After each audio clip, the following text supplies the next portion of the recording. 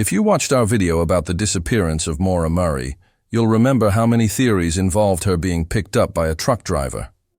Of course, we don't want to suggest that all truck drivers are dangerous. Quite the contrary. They're some of the hardest working people out there. But the fact is, there are some truck drivers who prey on the unsuspecting and use their jobs as cover. Such was the case of serial killer Richard Coleman. Hello everyone.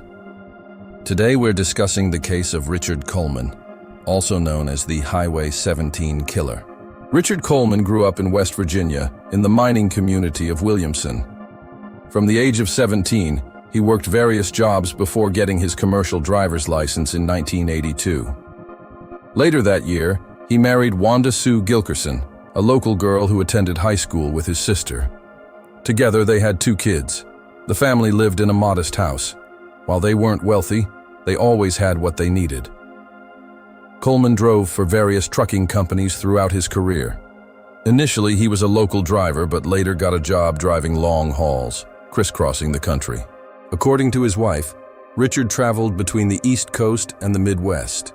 He hauled computer parts, packaged meats, and auto parts.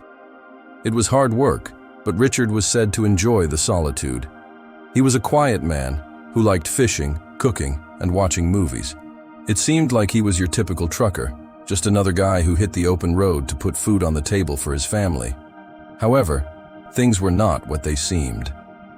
On the evening of November 6, 1998, 23-year-old Emily Carter finished her shift at the Kerr drugstore in Hampstead, North Carolina. She called her mother, Linda, to let her know she was leaving. The two spoke briefly about Emily's plans for the weekend. Linda asked her daughter if she wanted money for a planned trip to Myrtle Beach, but Emily said she'd be fine. Before hanging up, mother and daughter exchanged the customary goodbye. "Love you," Linda said. "Love you too," replied Emily, not knowing it was the last time she would ever hear her daughter's voice. When Emily didn't show up for work the next day, her parents, Robert and Linda Carter, assumed she simply overslept. She had a habit of sleeping in. But by midday, they began to worry. Emily should have called in sick if she wasn't coming to work, but there was no call and no sign of their daughter. They tried reaching her on the phone, but the calls went straight to voicemail. By 4 p.m., they decided to contact the police. Emily's boyfriend reported her missing, but it was too early for authorities to become involved. He explained that Emily had mood swings and occasionally stayed at a friend's house after a bad day at work. So they all waited, hoping she would turn up soon. When Emily still hadn't returned home by 7:30 p.m., her father, Robert, decided to go looking for her. He drove down Highway 17 to see if she was at a local gas station or restaurant. On the way, he stopped at the Sandy Run Road rest area, a spot Emily frequented after her shift. Robert walked into the restroom, but his daughter was nowhere in sight. He called out her name, but there was no reply. He returned to his truck and continued driving south. All the while, he was calling his daughter's name, praying for a response. But the only reply was the mocking echo from the trees lining Highway 17. The next morning, Robert Carter's worst fears were confirmed. Police had found Emily's 1996 Ford Escort parked at the same rest area where her father had looked the night before. The doors were unlocked. Her purse and cell phone were inside the car. The engine was cool. There was no sign of a struggle, but Emily was gone. The car keys were in the ignition, the radio was playing, and the coffee in the cup holder was still warm. It was as if she had stepped out of the car for a moment and then vanished into thin air. In the days following Emily's disappearance, hundreds of people joined the search efforts. But despite the massive manhunt, no trace of her was ever found. The investigation revealed nothing. The Carter family was desperate for answers.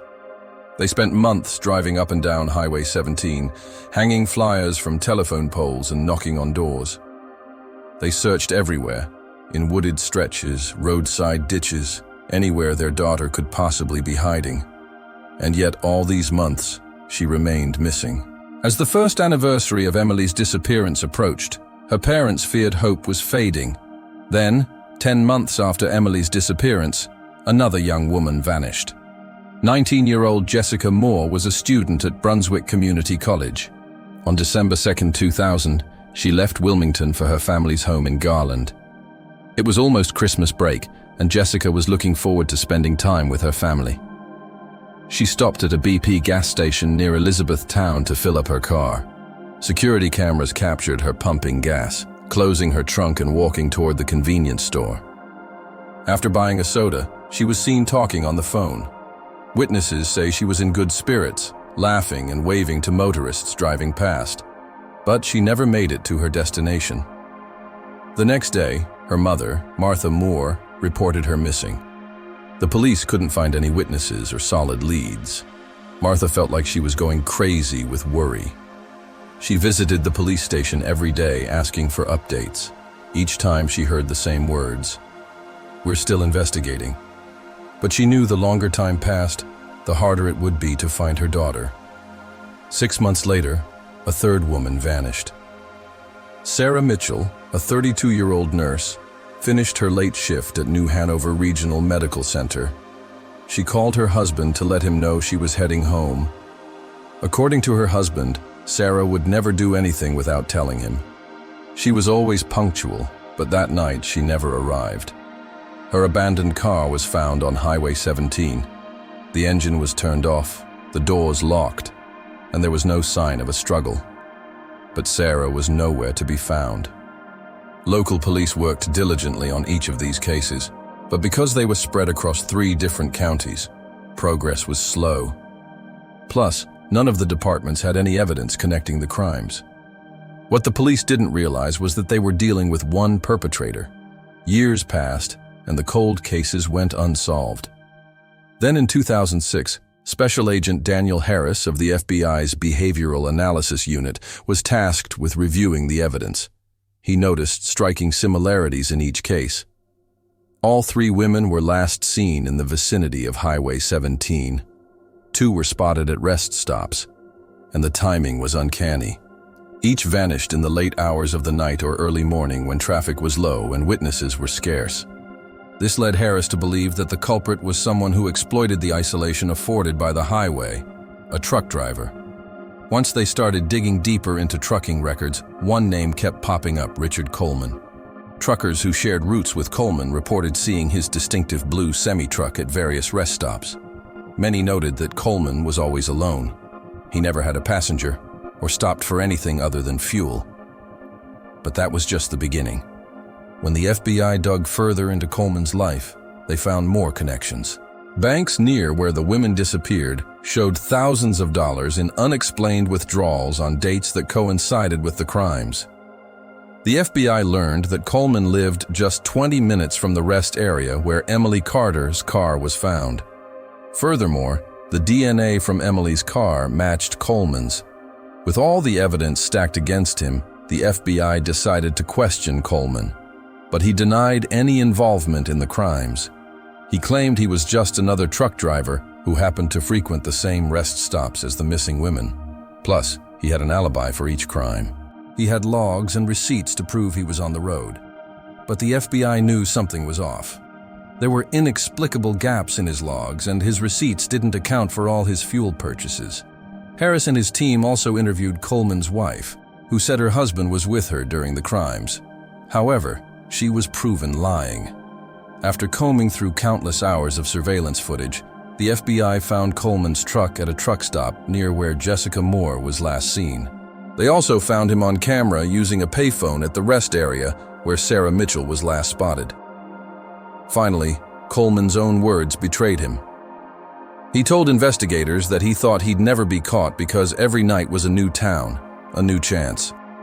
The highway was his shield. With that, Coleman broke down. He admitted to stalking women on Highway 17 and using his job as cover to approach them.